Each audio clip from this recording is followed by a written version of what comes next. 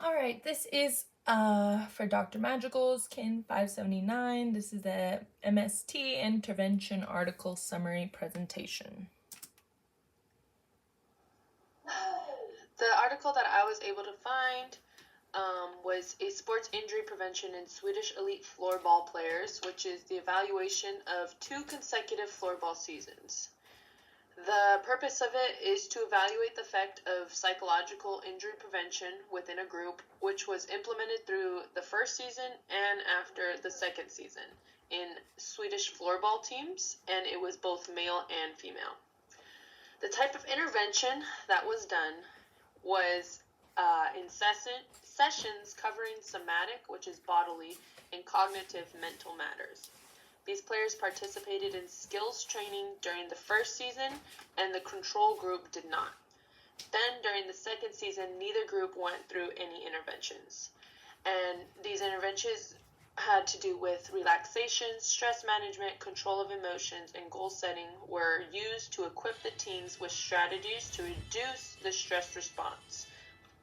The intervention was developed to educate the entire team, players, and staff at the same time and was provided by sports psychology consultants. The interventions were tailored for elite floorball players and consisted of 6 meetings developed to last approximately 1 hour each. The description of participants, according to the text, there were 23 total teams, 11 male teams and 12 female teams, which totaled around 346 players. There was 174 males and 172 females that volunteered to participate in the study during the 2 seasons with completed injury records. The intervention group participated in psychological skills training during the first season. The control group did not receive any alternate treatment, and then, as stated before, neither of the groups received any intervention during the second season. 13% or 55 players dropped out during this study because they stopped pursuing floorball or the teams did not report injuries. The teams were consecutively allocated to an intervention group. 11 males N equals 94 total, and the females N is equal to 99. Or they were allocated to a control group, which were N of 12. N of the males were 109, and N of the females was 99 by the first author. Their inclusion criteria was to understand the Swedish language, because this was a Swedish elite floorball team, and being able to respond on psychometric instruments and questionnaires.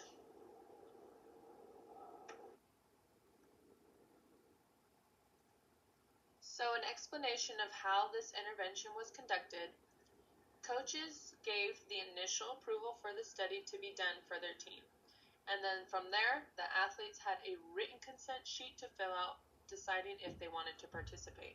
There was also a written and verbal explanation of what the entire study that they were going to participate in that was given from the authors of this study.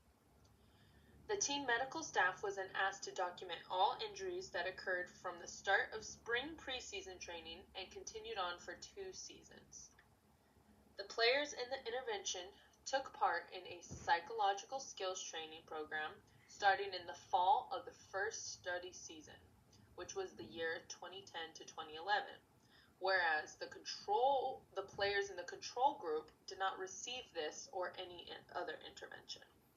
During the second preseason and full game season, which was year 2011 to 2012, all teams, irrespective of group membership, were prospectively following without any intervention. The medical staff also had to make sure that they continued to record all their injuries.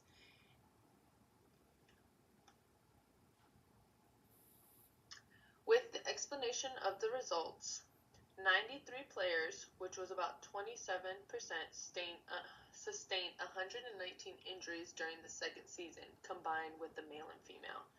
In the intervention group, 29% of the male players and 30% of the female players were injured. In the control group, 40% of the male players and 36% of the female players were injured. The injury frequency showed that the total number of injuries was fewer in the intervention group than the control group. The frequency of severe injuries was 46% lower in the intervention group. The analysis between these two groups showed no statistical differences when comparing the intervention group and the control group, neither after the second season nor after the 2 seasons altogether. This group-based training showed a very small effect size after the second year, resulting in fewer injuries, especially severe injuries in the intervention group.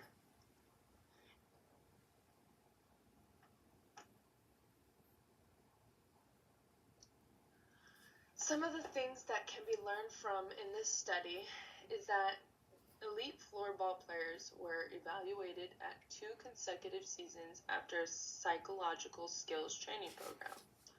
This group-based training showed a small effect size after the second year, resulting in fewer injuries in total, but also fewer severe injuries in the intervention group compared to the control group.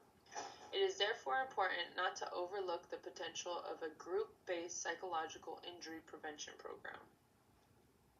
The clinical relevance of this study is the potential long-term effect of a psychological skills training intervention evaluated in a reduction of traumatic and overuse injuries.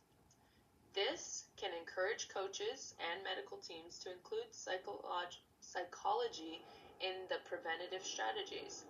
The person who implements the intervention, it can be seen as super important not to overlook the potential of a group-based psychological injury prevention program. Basically saying that making sure to take time to actually take an effect that when athletes are injured or if there's a possibility of being injured, we have to take in that mental aspect of it. A lot of athletic trainers, a lot of coaches, a lot of staff, a lot of players themselves find themselves in a really rough spot, especially the higher level you go, to find ways to cope with injury because sometimes their livelihoods depend on their sport. Sometimes their identities are behind sports, and although it shouldn't be that way, it is how some of these athletes, even around the world, as you can see from this study, is.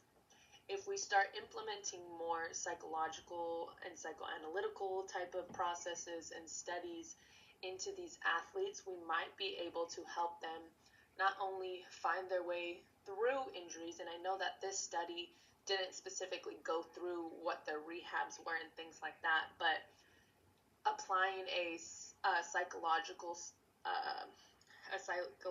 injury prevention program could be way more beneficial than what some staff might seem as.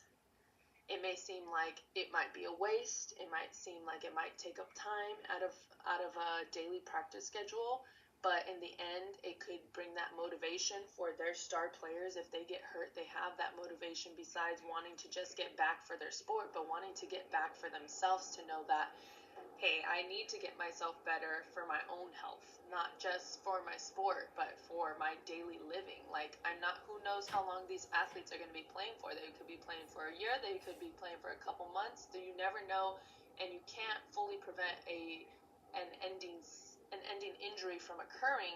So the only way for us to actually help these athletes is to put in these injury prevention programs, not only physical programs, but we have to think of their mental programs as well, because if we push that aside and only continue to push their physical bodies, we're only going to end up pushing them too far to where they can't handle anymore. And then once that injury occurs, we're going to be putting them down a dark hole. And it's what we see in a lot of cases nowadays, a lot with more of these younger athletes, because that mental approach is just either it's not taught as much through the coaching or how they're brought up, or it's just something they're not used to.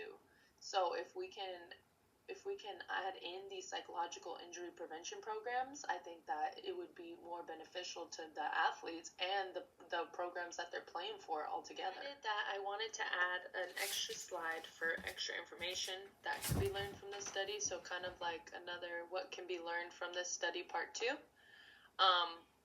What I thought was also very interesting with how this study was conducted is the fact of how they described their injuries as well. So like not only were the medical staff required to record all injuries, but it is the way they defined injury, which was as a time loss event with the following categories. So it was seen as a mild injury if they were off for 1 to 7 days, which was the absence from regular training or games. A moderate was considered 8 to 30 days absence from regular training and games, and a severe absence from floorball was for more than 30 days. Injuries were also classified into the traumatic injuries and overuse injuries. The teams were offered the use of the Swedish National Injury Register. This web-based online registration was customized to fit the present study and was provided to all teams by Swedish Floorball Federation. So not only did they have their own definition on how they seen injuries, but they also had their own website to make it even easier for the medical staff to go ahead and input and record all of their athletes' injuries, whether it was the male or the females. So it made their data collection a lot more easier as well, which I thought was pretty interesting considering how intricate their study was altogether.